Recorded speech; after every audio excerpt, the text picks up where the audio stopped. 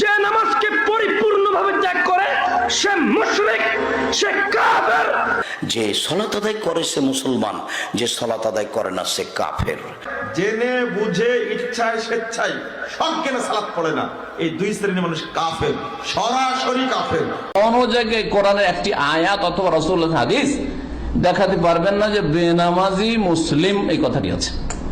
বেনামাজিরা জানবে কি করে সালাত ত্যাগ করলে যে মানুষ ইসলাম থেকে খারিজ হয় সেটা তো আলেমরাই জানে না।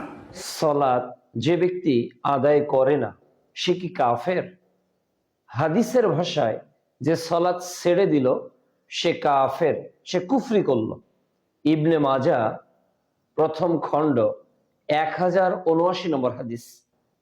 অনুরূপভাবে ইবনে মাজার 1080 নম্বর হাদিস, যে সালাত ছেড়ে দিল সে কুফরি করল। কাজেই আমরা নিঃসন্দেহে বলতে পারি যে সালাত ছেড়ে দিল সে কাফের।